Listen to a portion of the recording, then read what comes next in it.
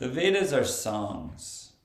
And when you hear a song, sometimes the words are evocative but symbolic.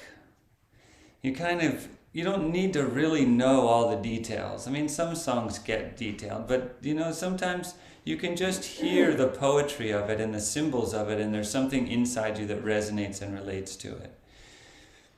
That's the Veda Samhita, the Rig Veda Samhita, the kind of the root, the origin. And then we have the Upanishads, which are teachings essentially. And a lot of them are framed as teachings, dynamics, conversations between a teacher and a student.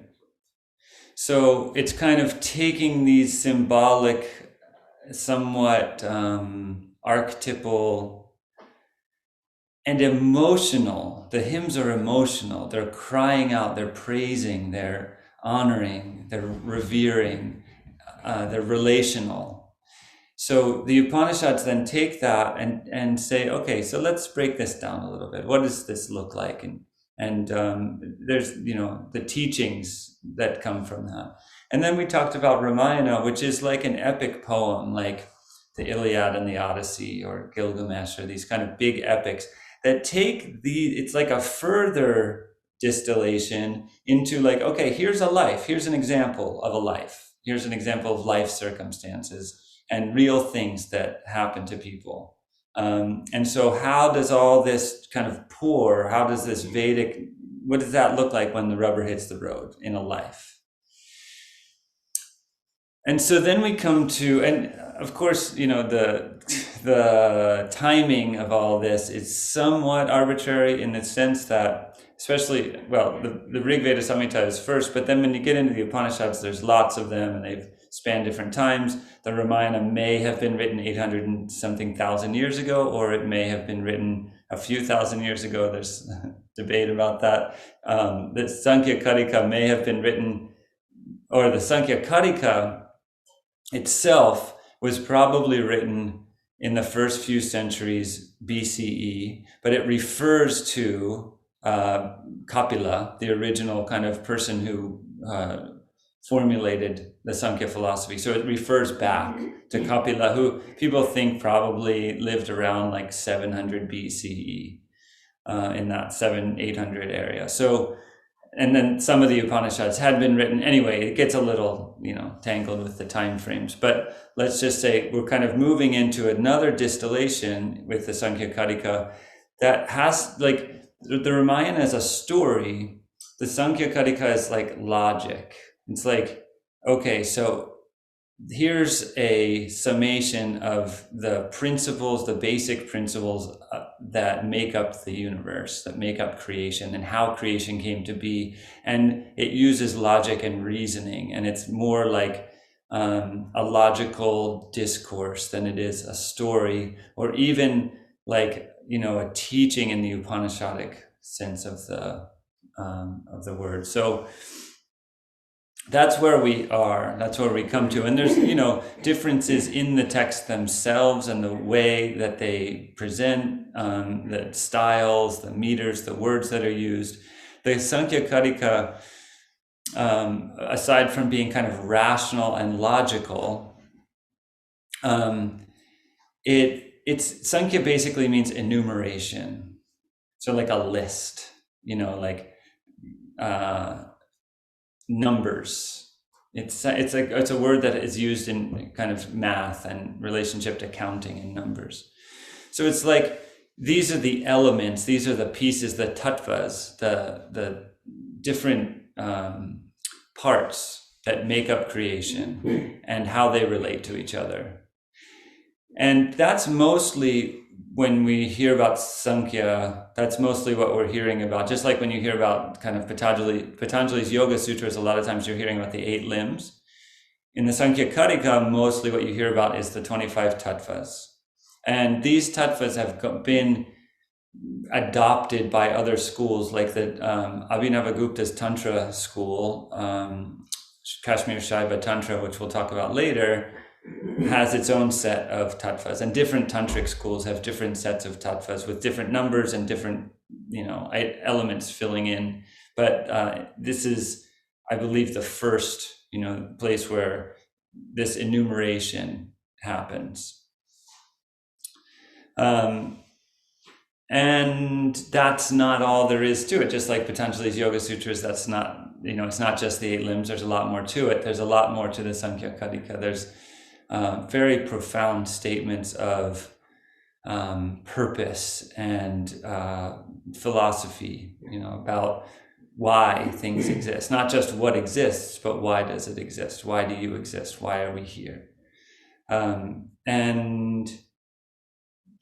And I just want to say that, covering the Sankhya Karika in a short period of time is a big undertaking. It feels a little challenging. And if you don't understand the Sankhya Karika, you can't really understand the Yoga Sutras. You can get a surface understanding of it, but if you actually want to understand the Yoga Sutras and the deeper meaning and the reference and the context, you have to understand the Sankhya Karika and the Bhagavad Gita. So these are, in modern Western yoga, these are the 2 main texts that people talk about, the Yoga Sutras and the Bhagavad Gita. The Bhagavad Gita spends a great deal of time specifically talking about Sankhya and saying, kind of describing the difference between Sankhya and yoga and the joining, the merging of Sankhya and yoga. So in order to understand what Krishna is talking about when he's talking about Sankhya, you have to understand the Sankhya Karika. So you're not going to get it all now, but if you do plan to continue your yoga education and becoming a yoga teacher, and I really recommend spending time. I was able to get this little friend off of Amazon, or you can probably find it other places besides Amazon, but that's where I got it. It was like $5. It's a translation of the Sankhya Karika with the Tattva Kaumudi of Vachaspati Mishra. So it's Vachaspati Mitra's commentary on the Sankhya Karika, but it's got a translation of each Karika, and there's you're going to have to spend like a week with each one because it's not easy to digest. And I'm going to give you as simple and clear a breakdown as I can of it today, but it is deep and is multi-layered, and it's worth spending some time with. Again, if you want to understand the basis of yoga. In the manual, in the philosophy manual, I spent some time contextualizing the Sankhya Karika and talking about the 6 darshanas.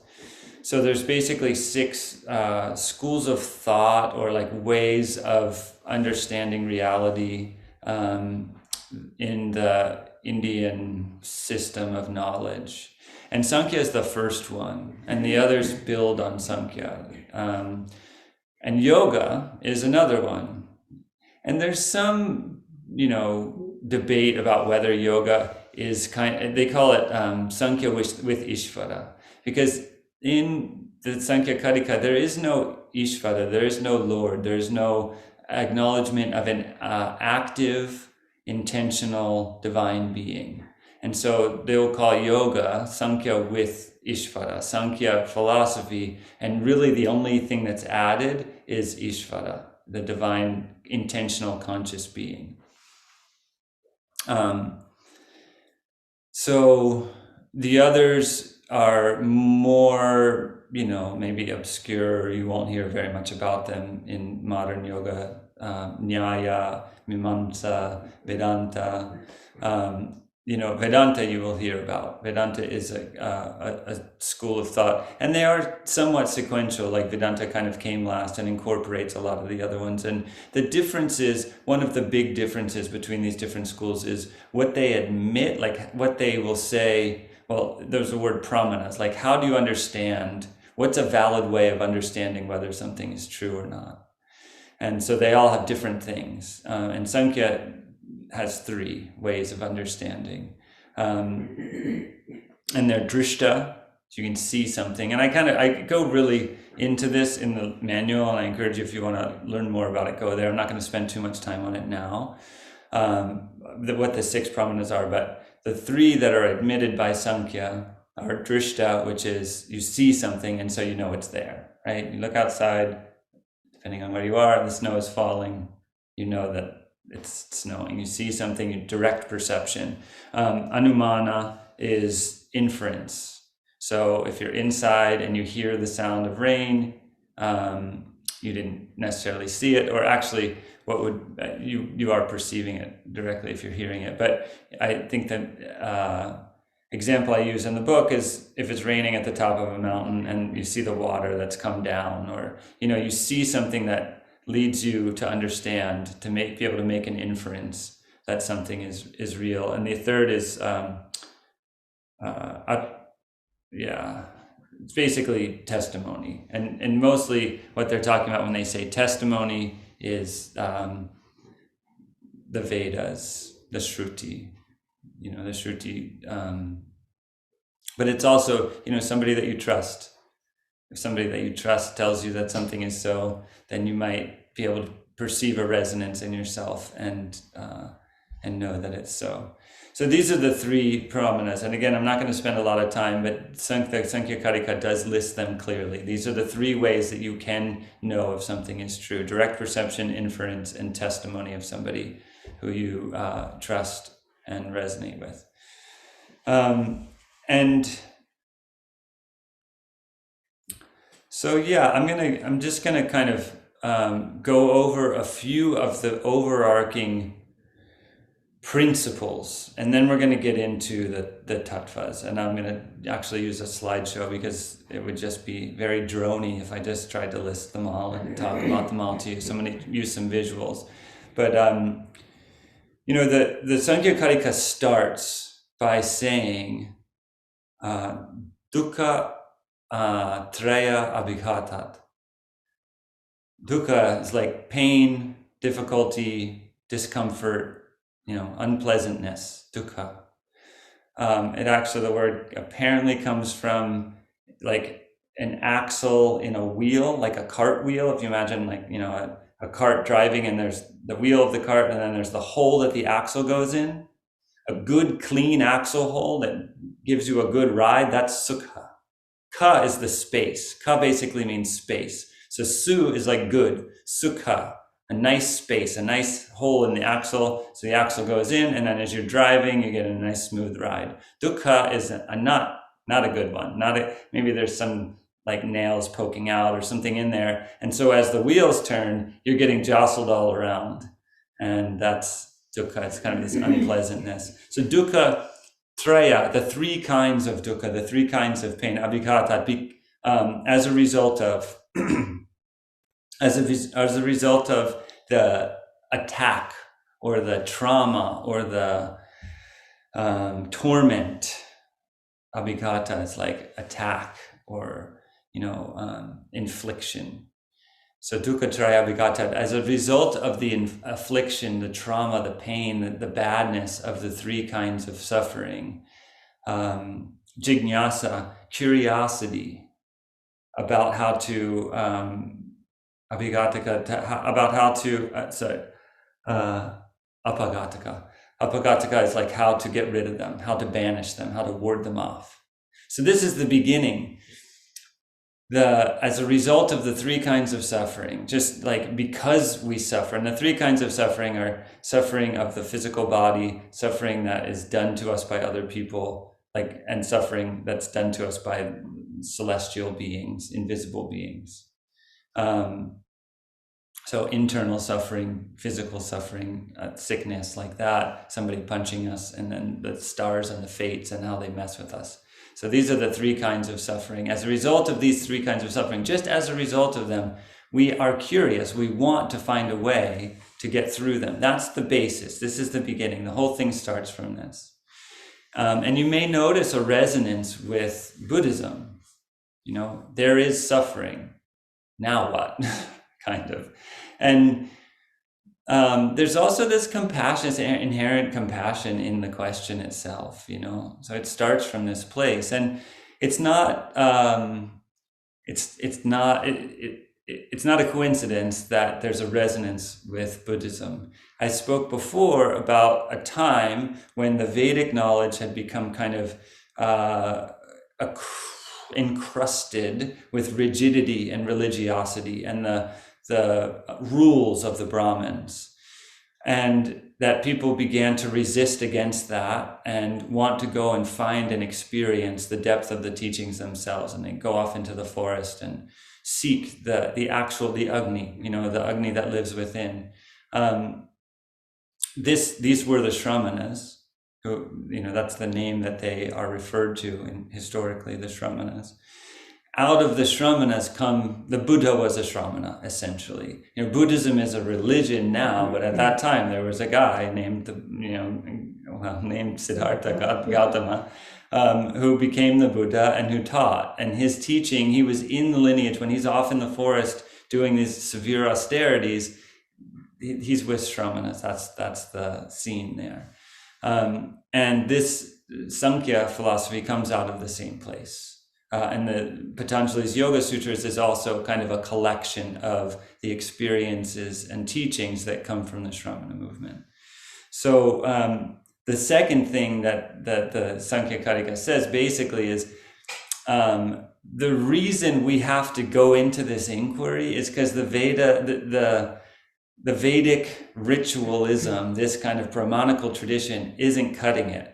Have you noticed? It's a little bit ironic. It's like we're still like the Vedas are great and all, but I don't know about you, I'm still suffering. And so there's a juxtaposition of specifically that's kind of saying there's this the Vedic ritualism, which is kind of put forward to us as the way to salvation, the way to freedom, which I don't know about you, but it's not really working for me, versus the preferred way, which is direct perception of the difference between basically it's between Purusha, Prakriti, and the seer. Let me just see, where's the exact words?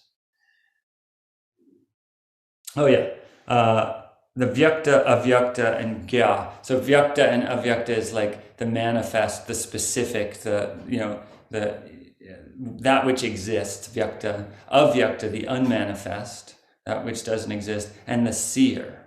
So they basically say this is the alternative path to the alleviation of suffering, to this Vedic ritualistic thing, is to discern. And they actually don't use the word like viveka as far as discernment. It's vijnana. So it's like the embodied direct perception. It's like not a concept.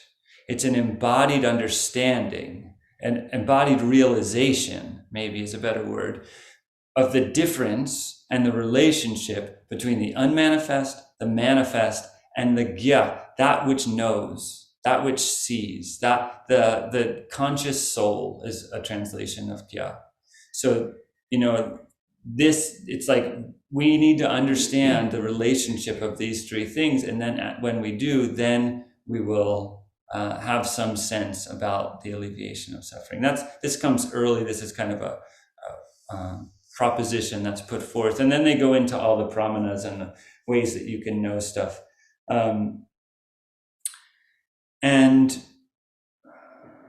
I think actually what I'll do now is just start to go through some of the tattvas. This is the kind of sets the stage for going into all the elements of creation. So they're basically like, to begin with, there's Purusha and there's Prakriti. And I think I'm going to start the slideshow now. I think I've got some stuff that's relevant.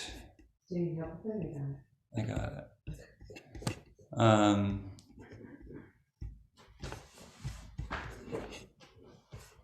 Okay. Zoom always puts the thing right where I don't want it. There we go. So, Purusha and Prakriti. Now, the Karika actually gets to Purusha later, but I'm going to start here. Prakriti is called the Mula Prakriti, the root of everything, the root of all creation. And it's not a substance. It's not made of anything, but it is undifferentiated, which means it's seamless, it's unified. It is undiscernible. So some of the words here, I have different translations. Non-differentiation, I don't know exactly. I mean, I guess you can infer what that means, but to me, the word is undiscernible. Like you can't discern it, you can't sense it, you can't touch it, you can't feel it. It's objective, which means it's not subjective. So it doesn't have a subjective experience. It's unconscious. It's insentient. It's not alive. But it is creative. It produces. It's productive. And it's also made of the three gunas, which we'll talk about in a bit. It's trigunyam. Universal. It's common. That word doesn't, it's, again, I guess you kind of infer, but the word universal, it's in everything, it's everywhere. And everything that you see in the entire universe comes from this. Everything that exists, everything you don't see in the entire universe, everything in the cosmos comes from this root Prakriti. And in a way, what the Kattika says is like, it has to exist because everything has to come from somewhere. And this is the place. This doesn't evolve from anything. It doesn't it doesn't come from something. It's the root, it's the base, it's the beginning, it's the foundation. Everything else evolves from it. Purusha, it's basically, it is, here it says different. The word is kaivalyam, which kaivalya can mean isolated, alone, or it can mean unified. So it's one. There's no other than it. And you have to be able to accept the fact that there's Purusha and Prakriti, and there's also no other than Purusha. It's the witness, so it is subjective. It's the seer, and that's the word Patanjali uses a great deal, is the seer. It's indifferent, so non-common. It's indifferent. It's neutral. It's non-agent. It's conscious. So Prakriti is unconscious. Purusha is conscious. But Purusha doesn't create. It doesn't act. It doesn't do anything. Prakriti moves and acts, and all motion, all creation is done by Prakriti. There's an analogy of the blind and the lame. A blind person who can't see and a lame person who can't move. So Purusha can see, but Purusha can't move. And Prakriti can't see, but Prakriti can move. And they kind of lean on each other. And when they're in their own corners, there's nothing. There's just avyakta, unmanifest. There's nothing. All manifestation comes from the two of them coming together and agitating the three gunas. So we'll talk again about the three gunas shortly, but the three gunas are three kind of elemental principles or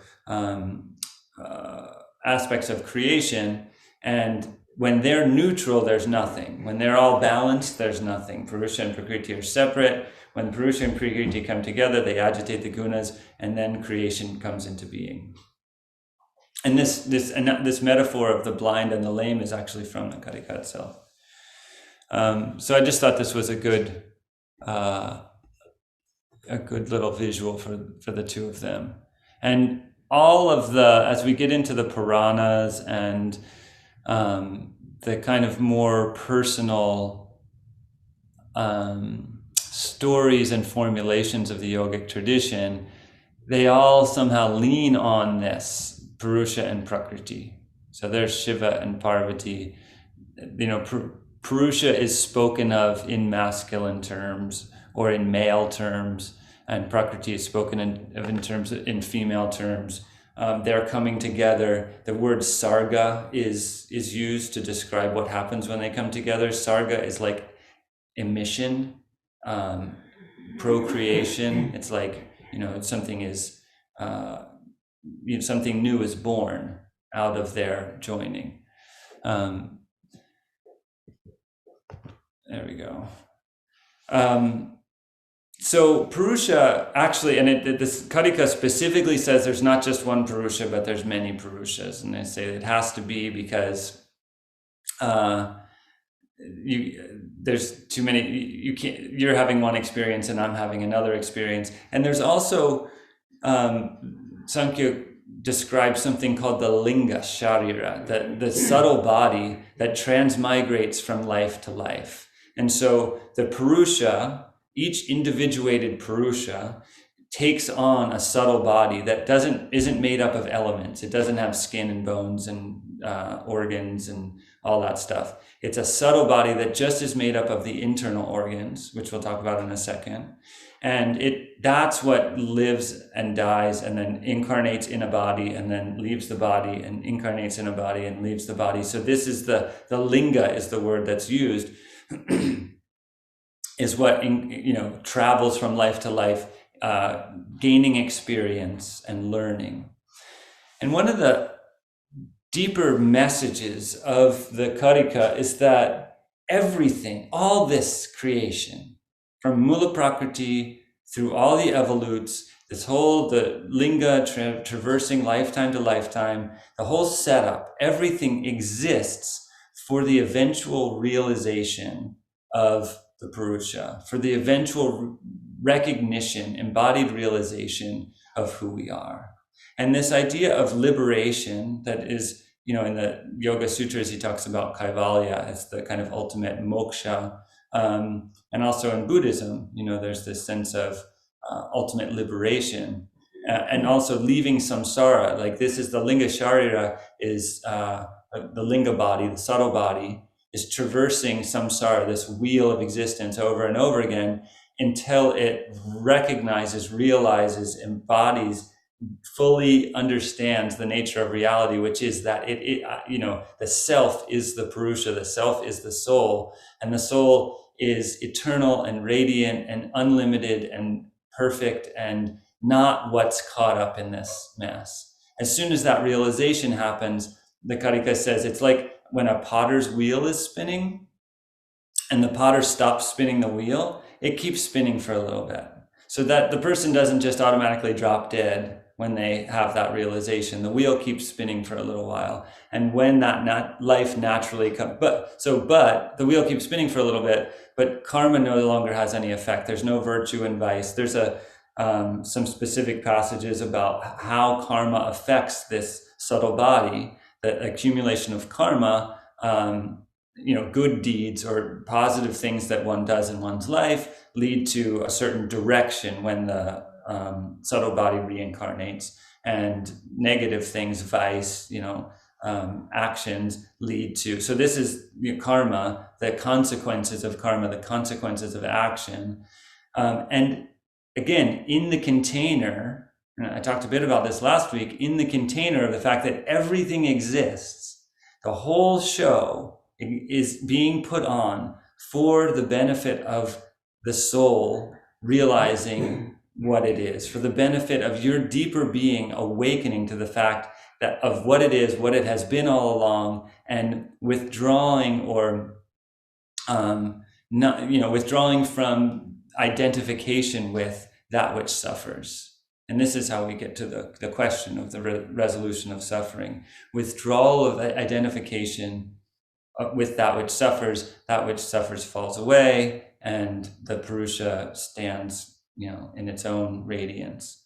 And as that happens within an individual lifetime, the potter's wheel keeps spinning for a little bit, the life continues, but there's no karmas generated during that time. And when that life naturally ends, then that soul is fully liberated and doesn't come back into this wheel of samsara.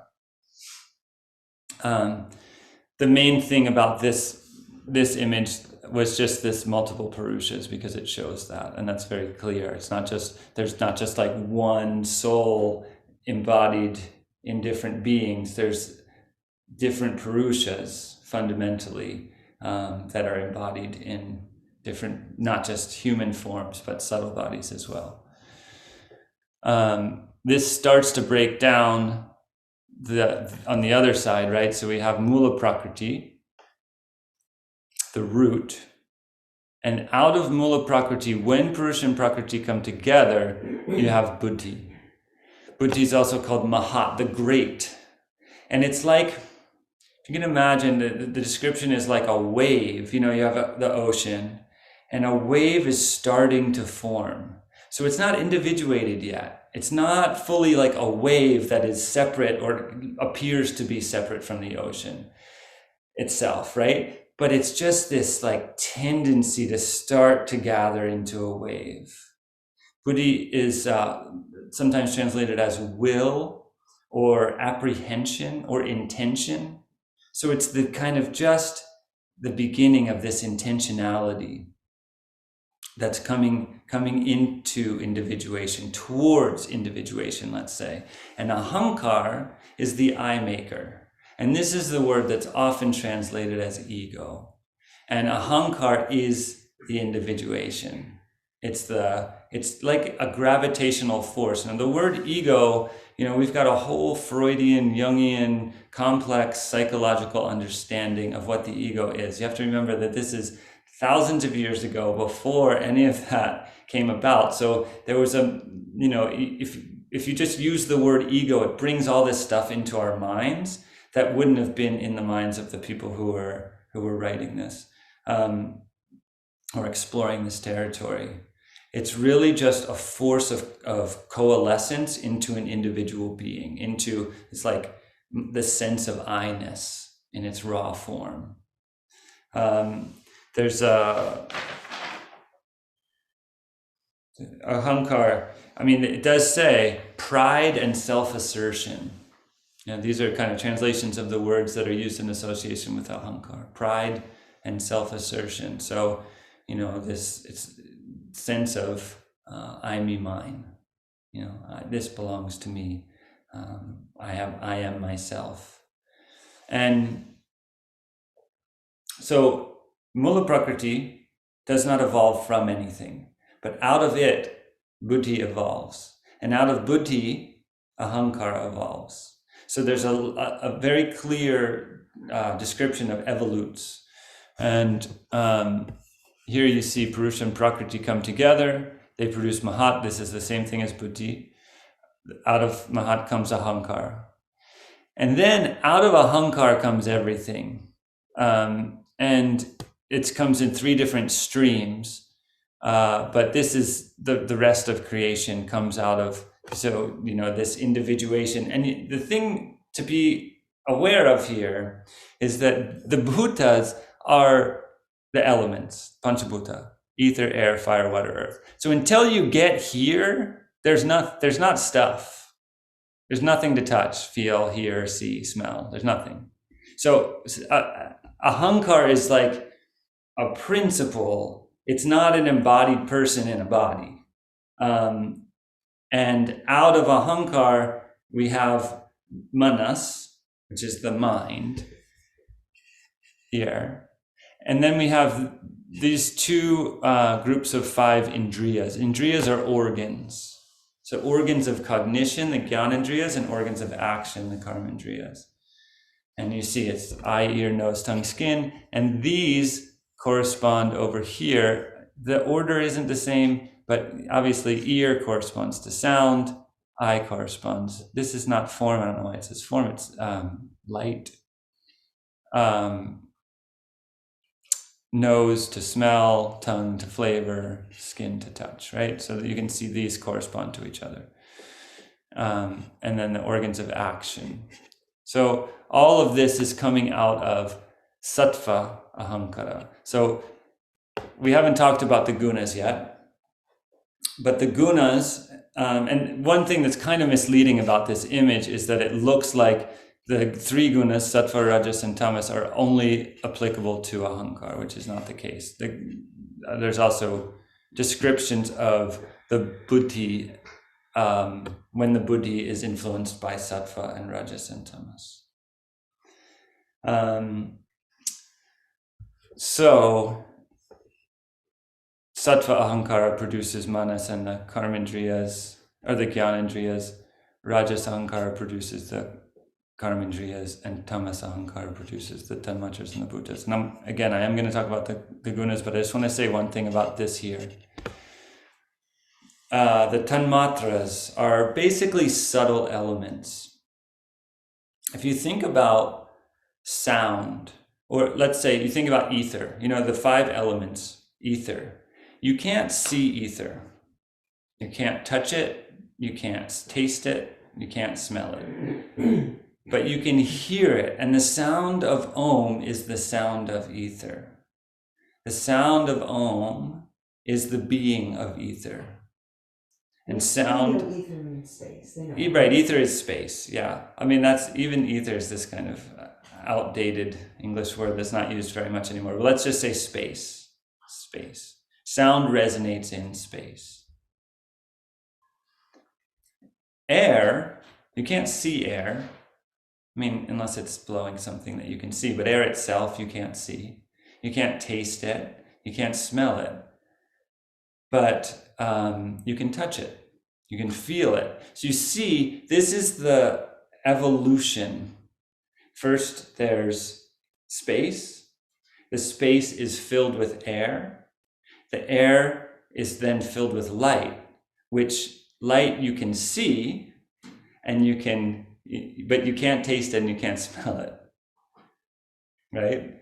And then the light is filled with water. Water emerges from light, or we say in the Taittiriya Upanishad says, light is the soul of water. So water you can taste, but you can't smell. And earth, so it's, this is the kind of the relationship of the Tanmatras and the Bhutas, and the way that it's in the Taittiriya Upanishad, it specifically says, each one of these is born of the rest. The soul of earth is water, the soul of water is light or fire, the soul of light is air, and the soul of air is ether, space. So they emerge from each other. This is the flow of evolution. This whole picture, you see these arrows, this is the flow of evolution. Everything, and the Bhutas themselves come out of the Tanmatras. They're not coming directly from Ahankar. The Tanmatras come from Ahankar, and then the Bhutas come in. The point is, these are the last thing, this kind of form, the 5 elements, the reality of the universe is the last thing. All this other stuff that exists, it predates. It comes before the actual form of the universe. This slide shows the inverse, and this is the point, really, in some ways, of the Karika.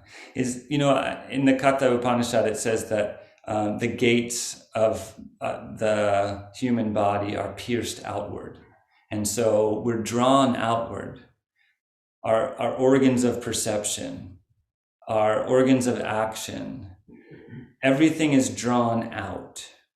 And you know what that's like, being alive in the modern world, what it's like to be drawn out of yourself, to Instagram, to Netflix, to social events. We're drawn out. And the Karika in some way is saying, when we reverse this, and this is, in Patanjali's Yoga Sutra, the 8 limbs are basically a reversal of this. Yama, niyama, and kind of moving towards pratyahara, drawing in the senses, coming to a seat, sitting down, bringing your senses in. This is the reversal of this evolution out. And this is a Vedic principle that we spoke about. Evolution, and then the kind of expansion into creation, and then the reversal. So, in the Vedas, we talked about it as involution, the Purusha inserting itself. Because you get all to these gross elements, they're not just existing on their own. Everything that comes out of it, and this is why I use the word soul, and in the Taittiriya Upanishad, they use the word soul. Everything that, exists, everything that predates it is inside of it still. So the Prakriti involves itself into Buddhi, and the Buddhi involves itself into Ahankara, and Ahankara involves itself into all these things. They exist, they manifest, and then there's this conscious, intentional human. This is the process of yoga. This is the path of yoga, the reversal, the drawing in, looking at, attending to, and manas, which is here, this mind, ahankara and buddhi are considered the internal organs, the three internal organs. And so drawing in and attending to the internal organs, the mind, paying attention to our mind in meditation, paying attention to this sense of self. Who am I? What is this ahankara? What is this I-ness? What is this? Does anything actually belong to me? Do I, paying attention to this buddhi, this will to know, this will to apprehend, this will to understand, this will to be. And buddhi, because it's close to the inflection point of Purusha and Prakriti, is the place that can develop the discernment to say, this is Prakriti. This is that which is unconscient and procreative. And this is Purusha, this is the seer. This is the one for whom all of this is being done. There's a verse in the Karika that says, Prakriti does everything. They compare Prakriti to, a woman dancing for Purusha. They also say Prakriti does everything that Prakriti does. She does it she doesn't get anything out of it. It's an absolute offering at the feet of Purusha. And this is, we talk about the sacrifice, the yajna of the Veda. This is an articulation of the sacrifice of the yajna. The Prakriti does everything, absolutely, completely selflessly. She gets nothing out of it. She does it all as an offering to Purusha.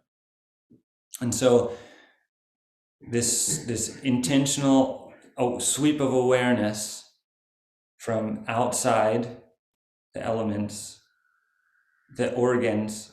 So, there's the elements, then there's the subtle elements, then there's the organs of perception. So contemplating, attending to, noticing the organs of perception, the organs of action. What are these? What are they doing? What's their purpose? What's their function? What do they feel like? Manas, the mind, the cogitator, the one that thinks, the one that takes in all this information from outside and makes sense of it. What is it doing? Ahankar. What does it feel like? What is it? What's going on here with, this is the path of meditation, the path of self-awareness, the path of self-realization, leads us deeper and deeper into who we are, the buddhi, this inherent will, the desire to know, curiosity. And then from there, the buddhi, instead of focusing itself outwards, focusing its energies outwards, focuses its energies inwards towards the discrimination between Purusha and Prakriti. And that's the story. And as the Sankhya Karika goes, when that happens, it's game over. You have a quote. As a dancer, having exhibited herself to the spectators, desists from the dance, so does Prakriti, the primal nature, desist, having exhibited herself to the spirit. All manifestation exists for the realization of Purusha, and when that realization happens, virtue and vice become devoid of their causal efficacy, which basically means karma stops, devoid of their causal efficacy. They stop causing stuff. But the potter's wheel keeps spinning for a while longer until it naturally comes to a stop. Now, we're not going to go deep into the three gunas, but sattva, rajas, and tamas, they're very kind of central principles. They show up in Ayurveda, they show up in but definitely Patanjali's Yoga Sutras. The Bhagavad Gita spends a great deal of time on them. The Karika describes the gunas quite specifically. Sattva is illuminating and revealing. Rajas is exciting. and tamas is veiling, obscuring. And they all dominate, support, and collaborate with each other. They dominate, support, produce, and cooperate with each other. So they're always in interaction with each other. And it's never like just one of them on their own. And all of creation, again, when they're all completely balanced, there's nothing. Creation comes from the gunas coming out of balance. Sattva is buoyant and illuminating. Rajas is desiring, exciting, restless, and agitated. And tamas is heavy, guru, and obscuring. And they exist for a single purpose, like a lamp. And the wick, the wax, and the flame of a lamp are three different things. But they all exist for a single purpose, which is to illuminate. And this is, again, the whole purpose of everything is for the illumination, the realization of who you are. The soul, the deepest being of your actual, of who you are. That's why it all exists. That's why it's all happening. And it specifically says in the Karika, they all exist just like a lamp. The three parts of a lamp exist for one purpose, which is to illuminate. So the three gunas exist for a single purpose. You think of the wax in a lamp, that's tamas. It inhibits the fire from just burning the wick right up. It has to be there. That's the part of the function of the thing. In order for a flame, a candle flame, to exist through time, there needs to be something inhibiting the fire from just burning the whole thing up. So it kind of slows things down and keeps it all manageable. The purpose of each of the gunas, sattva is illumination, rajas is progress, and tamas is limitation. And here's a little bit of a funnier rendition. Sattva, rajas, and tamas. And the Bhagavad Gita goes into much more depth about the gunas and their application and like what it's like to live. This is kind of pointing in that direction, right? Like what it's like when we're living in a sattvic way, when we're making decisions in a sattvic way, when the buddhi is sattvic, when the in the Karika it says when the buddhi is sattvic, or the sattvic form of the buddhi is dharma and jnana. So like virtue and viraga and aishvarya. Dharma, like goodness, upstandingness. Jnanam, wisdom, knowledge. Viraga, dispassion. Aishvarya, like leadership, dignity. These are kind of aspects of the sattvic buddhi. And then it says the tamasic buddhi is the opposite. So adharma, ajnanam, ignorance, raga, attachment, craving. There's this interesting and something that I'm kind of still gnawing on.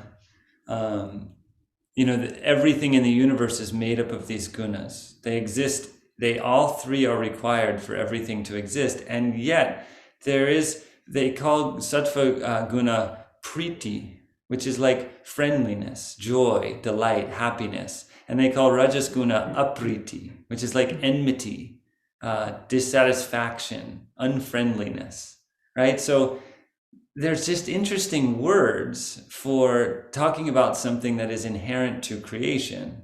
This and that all three of them make up everything. Friendliness. If you sit and meditate and you're quiet and you settle and you feel this kind of contentment, friendliness, warmth, peace, that's sattva. And if you feel like agitated and irritated and annoyed and you got to get up and you feel like you can't sit still, that's rajas. And if you just feel like you're going to fall asleep or you do fall asleep, that's tamas, limitation. And so, you can feel predominantly them at different times. You can feel predominated by them at different times, and yet they all exist in everything in different measure.